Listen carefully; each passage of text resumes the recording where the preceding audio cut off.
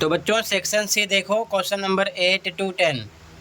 Add the following numbers without converting them to Hindu numerals. ध्यान से देखो, दो क्वेश्चन है, ठीक है। 8 में हिंदी में देखो क्वेश्चन, हिंदी में क्वेश्चन है, निम्नलिखित संख्याओं को हिंदू संख्यांकों में परिवर्तित किए बिना जोड़ने का प्रयास कीजिए। तो आपको रोमन नंबर पता होगा, ठीक है, ऐड करके दिखाना है, ठीक है। तो ध्यान से देखो कैसे सॉल्व करोगे इसको। दो क्वेश्चन है यहाँ पर, ठीक है, ध्यान से देखो। तो ध्यान से देखो सॉल्यूशन, ठीक है। सबसे पहले आपको पता होना चाहिए सी का मतलब होता है 100, ठीक है, यानी 100। एक्स का मतलब होता है 10, इसका मतलब होता है 1, ठीक है। अब ध्यान से देखो, इसी प्रकार सी कितनी बार है, 1 2 3 4 5 6, यानी कि 600 हो गया, ठीक है। तो एक चीज़ और ध्यान रखना आपको, 500 को हम डी लिखते हैं रोमन संख्या में, क्या, डी, ठीक है। तो 600 के लिए हम एक बार डी बना सकते हैं, एक बार सी, सी का मतलब 100। तो सबसे पहले सी आपको जोड़ना है, ये है 6 बार 600 हुआ, तो एक बार लिखा डी, डी का मतलब हो गया 500, एक बार सी लिख दिया, इसका मतलब 100, तो ये 600 हो गया, ठीक है। ये चीज़ ध्यान में रखना। इसके बाद में ये 10 होता है, इधर मैंने समझा दिया है, ठीक है, इसे भी नोट कर लेना, ठीक है। तो यहाँ पर देखो 10 20 30 40, ये कितना हो गया, 40, ठीक है। तो 40 कैसे लिखते हैं ये ध्यान रखना। एल का मतलब होता है 50, ये चीज़ ध्यान में रखना। अगर इधर हम 10 लिखते हैं तो ये होता है 40, ठीक है। तो 10 10 10 30 हो गया, 10 40 40 आप ऐसे लिखोगे इस प्रकार से, x फिर l। अब इसे जोड़ लो, एक के बराबर है 1 2 3 4 5। तो रोमन संख्या में ध्यान रखना 5 इस प्रकार लिखते हैं, ये 5 होता है, ठीक है। तो इस प्रकार से 1 टाइम बनाएंगे, तो ये इसका प्लस हो गया, ठीक है। सेकंड का सॉल्यूशन देखो बच्चों ध्यान से, यहाँ पर एल 2 बार है, तो एल 50 होता है, ध्यान रखना, ठीक है। एल कितना होता है, 50 रोमन संख्या में, ये चीज़ ध्यान में रखना, इसे आप नोट कर लेना, ठीक है।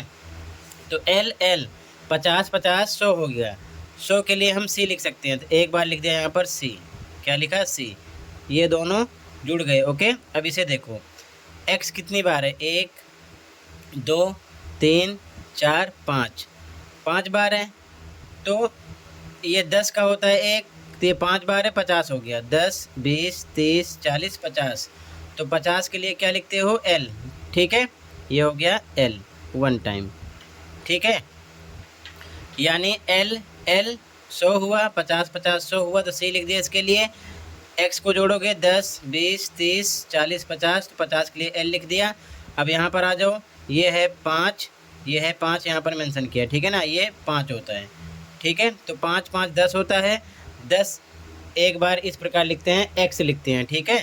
तो ये 5 5 10 हो गया, ये हो गया 10, ठीक है। इधर आ जाओ, ये 1 के बराबर है, तो 1 2 3 4 5, ये हो गया 5। तो 5 कैसे लिखोगे, इस प्रकार से v बनाओगे, ठीक है।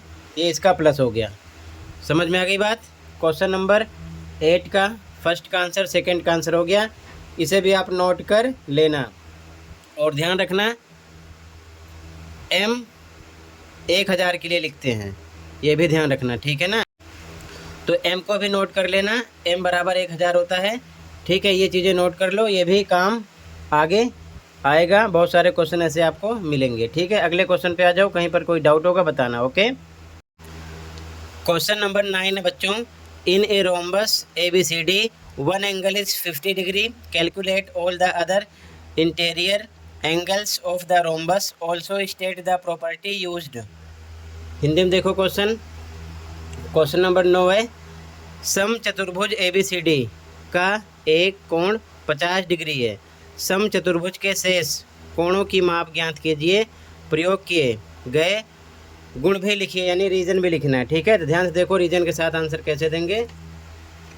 यहाँ पर मैंने पहले से ही डायग्राम बना दिया है, ध्यान से देखो आंसर नंबर 9। ठीक है, ये सम चतुर्भुज है, यानी कि इसकी सारी साइड समान है। ठीक है, अब ध्यान से देखो ये रोम्बस है ABCD, एक एंगल दिया है कितना है 50 है, कहीं भी आप मान सकते हो इसे। ठीक है,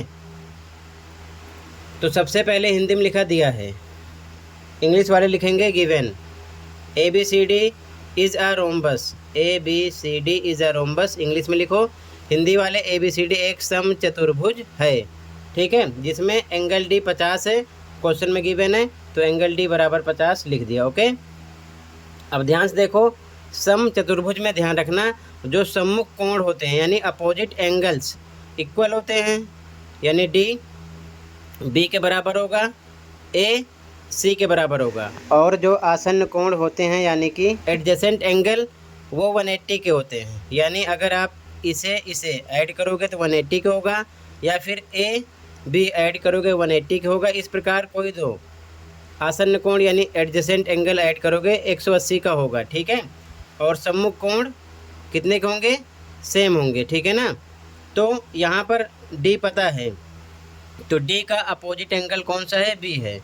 ठीक है, तो पहला एंगल हम निकाल लेंगे, ये कितना आ जाएगा 50, तो यहाँ पर लिखा angle D equal angle B के, जब D 50 है तो B भी कितना आ जाएगा, इक्वल 50 डिग्री आ गया। रीजन साइड में लिख दो क्योंकि बताया गया है। ठीक है, लिखने के लिए लिखो इंग्लिश में अपोजिट एंगल्स आर इक्वल। ठीक है, रोम्बस में अपोजिट एंगल्स इक्वल होते हैं, हिंदी में लिखो सम्मुख कोण बराबर होते हैं, या फिर सम्मुख कोण शॉर्ट में लिख सकते हो, या फिर अपोजिट एंगल्स लिख सकते हो। ओके, तो D B के इक्वल हो गया। इसी प्रकार अगर हम DA चाहे AD बोलो, दोनों को जोड़ोगे 180 का होगा। ठीक है, या फिर AB जोड़ लो 180 के होगा, क्यों, आसन्न कोण है, एडजेसेंट एंगल है, तो यहाँ पर लिखा आगे angle A plus angle B, AB दोनों को मिलाएंगे तो 180 के होगा, बराबर 180 के। रीजन साइड में लिखो, पहले हिंदी में लिखो आसन्न कोण है, इंग्लिश में adjacent angle, A plus B 180 के, A का पता नहीं है, A रखा, B आपको पता है कितना 50 रख दिया, बराबर 180 के। तो A बराबर यानी एंगल A बराबर 50 180 की तरफ आएगा, प्लस का माइनस हो जाएगा, निशान बदल जाता है, तो एंगल A मिलेगा माइनस करने पर 130 डिग्री, यानी A भी आपको पता चल गया कितना आ गया 130 डिग्री। अगर मान लो D और A प्लस करते तो ये भी एडजेसेंट एंगल होता, दोनों की वैल्यू 180 की होती, तो ये भी 180 निकलता है इस प्रोसेस से भी। ठीक है, इसके बाद ध्यान से देखो A किसके इक्वल होगा, C के, क्यों, अपोजिट एंगल है, अपोजिट एंगल रूल्स नहीं लगाना है तो आसन्न कोण एडजेसेंट एंगल से ये आप निकाल सकते हो। ठीक है, तो डायरेक्ट निकाल लो, A एंगल C के इक्वल हो जाएगा 130, ये भी आएगा, क्यों, अपोजिट एंगल है, तो यहाँ पर लिखा गया angle A equal angle C के, जब A 130 है तो C भी 130 आएगा। रीज़न लिख दिया गया सम्मुख कोण, हिंदी में इंग्लिश में अपोजिट एंगल्स, तो यहाँ पर आप नीचे साफ साफ लिख लो एंगल A 130 आ गया, B 50, C 130। ठीक है, तो ये आंसर नंबर कौन सा हो जाएगा, आंसर नंबर 9 हो गया।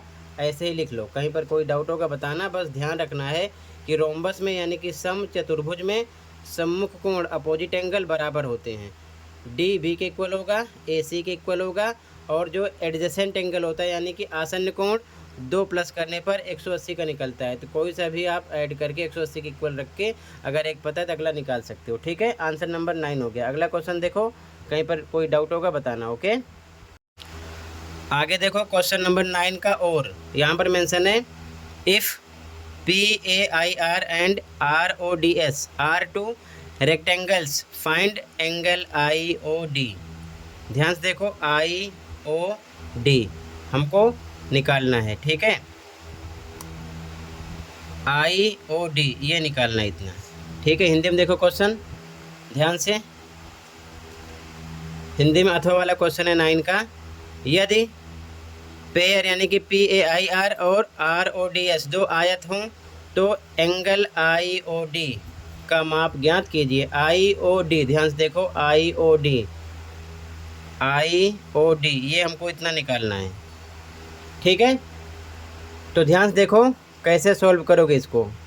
दोनों आयत हैं, दोनों डायग्राम रेक्टेंगल हैं, तो आयत की आमने सामने की भुजाएं बराबर होती हैं और साथ में चारों कोण 90 डिग्री के होते हैं। PAIR 90 का होगा, इसी प्रकार RODS भी 90 के ही होंगे। ये चीज़ ध्यान में रखना, ठीक है। ध्यान से देखो सॉल्यूशन, ओके।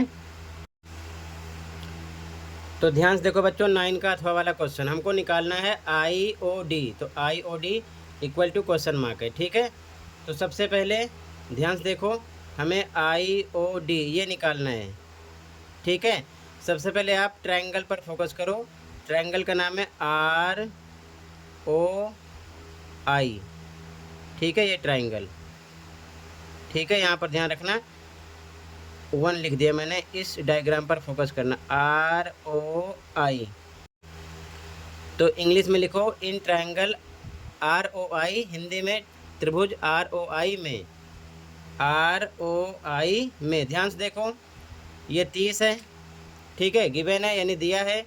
एंगल R 30 है। अगर हम I एंगल की बात करेंगे तो देखो ये 90 डिग्री का होगा। तो I एंगल 90 डिग्री का होगा यानी 90 डिग्री का होगा, क्योंकि आयत के सभी कोण 90 डिग्री के होते हैं। और O निकाल लेंगे, O का पता नहीं है, पहले इतना हम निकाल लेंगे, ठीक है। तो ध्यान से देखो, यहाँ पर हम लिखेंगे angle R plus I plus O। इस त्रिभुज में R plus I plus O, तो यहाँ लिखा angle R plus angle I plus angle O बराबर 180 के होगा। क्यों? त्रिभुज के तीनों कोणों का योग 180 होता है। रीजन लिख दो इंग्लिश में, ट्रायंगल सम प्रॉपर्टी, हिंदी में त्रिभुज योग गुण। इस रूल से 180 लिखा है। वैल्यू रख दो, R पर R की वैल्यू 30 है, 30 लिखा, प्लस I पर वैल्यू है 90, 90 लिखा, क्योंकि आयत में सभी कोण 90 डिग्री के होते हैं, तो यहाँ पर 90 लिखा। O का पता नहीं है, एंगल O लिखा बराबर 180 के। 30 प्लस 90 ऐड करो 120 आएगा, प्लस एंगल O बराबर 180 के। तो एंगल O इक्वल टू 180 है, 120 प्लस का है, इधर आएगा तो माइनस का हो जाएगा, तो माइनस 120 हो जाएगा। तो एंगल O की वैल्यू निकलेगी 180 में से 120 माइनस करोगे 60, यानी कि 60 डिग्री आ गया।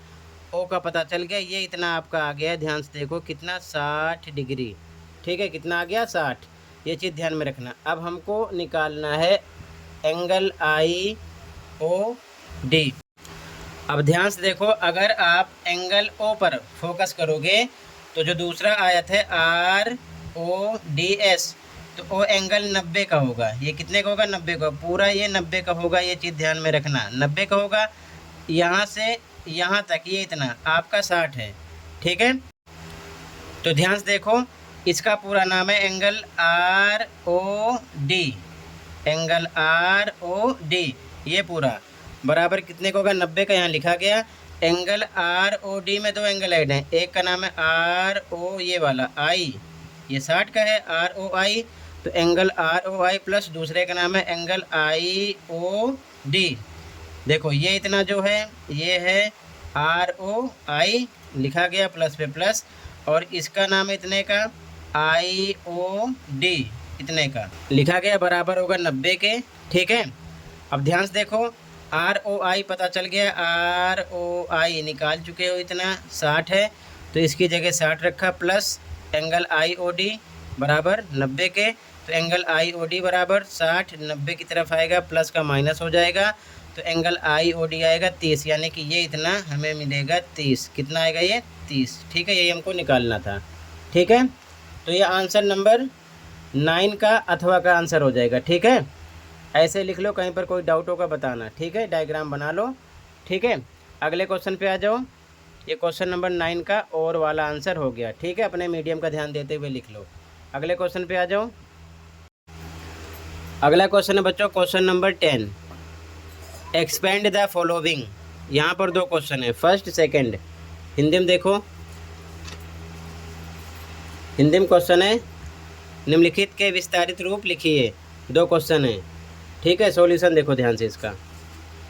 तो यहाँ पर 10th का फर्स्ट क्वेश्चन लिख लिया। सबसे पहले आपको इसमें 2 टर्म है 4 प्लस क्यू, तो सबसे पहले लिखा 4, ये पूरा ब्रैकेट इसके साथ लगा दो, p plus P Q minus 3q square.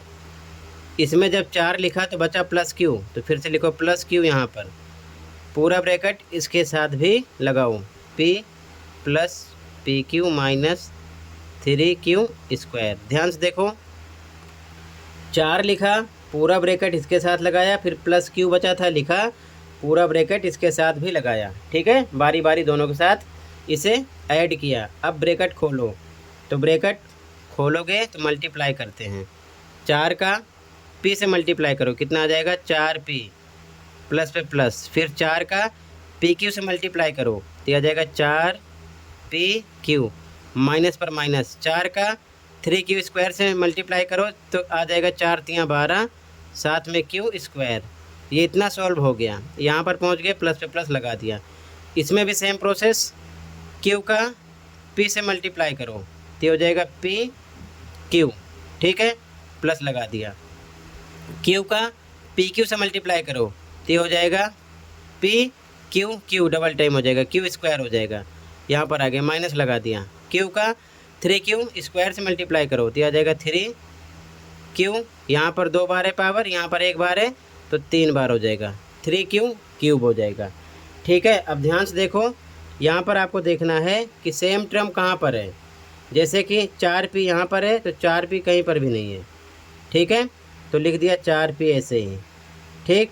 अब देखो 4pq है, यहाँ पर pq 1 बार है, तो 4pq में 1 बार pq प्लस हो जाएगा, तो प्लस का निशान लगेगा, ही हो जाएगा 5pq, ठीक है। ध्यान रखना, जैसे मान लो यहाँ पर लिखा जाए pq plus pq plus pq, तो 1 हाइड होता है, लिखा नहीं जाता, ये 1 टाइम है, ये भी 1 टाइम है, ये भी 1 टाइम है, लेकिन 1 लिखा नहीं जाएगा, तो वही प्लस होता है तो हो जाएगा 3pq, ठीक है। इसी प्रकार यहाँ पर 4 बार pq है, ये 1 बार pq है, लिखा नहीं गया, लेकिन 4 में 1 प्लस होगा तो 5pq हो जाएगा, यानी ये और ये हो गया सॉल्व, ठीक है।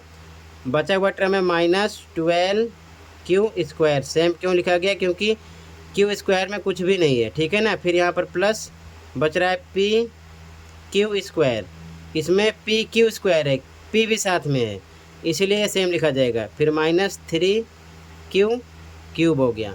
यहाँ पर आपका आंसर हो चुका है। लेकिन अगर आपको इसे, ठीक है, अरेंज करके लिखना है तो इस प्रकार लिख सकते हो। सबसे पहले लिखोगे क्यूब वाली टर्म, कितना है आपकी इच्छा है, यहाँ पर रोकोगे तब भी आंसर हो गया, 3 माइनस में 3q क्यूब, ये लिख दिया, ठीक है। इसके बाद में लिखोगे -12q स्क्वायर, इसके बाद में प्लस pq स्क्वायर, ठीक है। इसके बाद में प्लस 4p, फिर प्लस 5pq, ठीक है। इस प्रकार से भी लिख सकते हो। नहीं लिखना है तो यहाँ पर रोक देना, आंसर हो गया। अगर लिखोगे तो कोई दिक्कत नहीं है। पहले मैंने क्यूब वाली टर्म लिखा, फिर स्क्वायर वाली टर्म लिखा, फिर p, फिर pq, ठीक है। इस प्रकार से लिख दिया, ये आंसर हो गया, ठीक है। अगले क्वेश्चन पे आ जाओ। अगला क्वेश्चन ये देखो ध्यान से, इसमें भी सेम 2 टर्म है, ठीक है। तो सबसे पहले यहाँ पर लिखा मैंने 5, ये पूरा ब्रैकेट इसके साथ लगाया y + 9, फिर इसमें क्या बचा, प्लस में z लिखा, ये पूरा ब्रैकेट इसके साथ भी ऐड किया, इस प्रकार से y + 9। फिर से देखो 5 लिखा, y + 9 इसके साथ ऐड किया, प्लस z बचा था, प्लस z लिखा, y + 9 इसके साथ ऐड किया, ब्रैकेट खोलो, ठीक है। कैसे करोगे, 5 का y से मल्टीप्लाई करो, 5y हो जाएगा, प्लस पे प्लस, फिर 5 का 9 से मल्टीप्लाई करो, कितना आएगा 49, प्लस पे प्लस, इधर भी सेम, z का y से करो तो कितना आ जाएगा yz, ठीक है, प्लस पे प्लस, जेड का 9 से भी करो, आ जाएगा 9 जेड। ठीक है, ये आपका आंसर हो गया। आप चाहो तो इसे इस प्रकार लिख सकते हो। सबसे पहले लिखा है यहाँ पर, ध्यान से देखो, 5y plus 9z plus yz plus 45, यानी कि नंबर को लास्ट में कर दिया। ठीक है, यहाँ पर रोकोगे तब भी आपका आंसर करेक्ट है, कोई दिक्कत नहीं है। ठीक है, तो ये आंसर हो जाएगा सेकंड का। ठीक है, 10th में, और ये फर्स्ट का हो जाएगा। अगले क्वेश्चन पे आ जाओ, कहीं पर कोई डाउट होगा तुरंत बता देना। ओके, अगला क्वेश्चन सेक्शन डी। तो बच्चों सेक्शन डी नेक्स्ट वीडियो में प्रोवाइड करूँगा। यहाँ तक कोई डाउट है कहीं पर तो कमेंट कर सकते हो। मिलते हैं अगली वीडियो में। Thank you for watching and take care. Okay.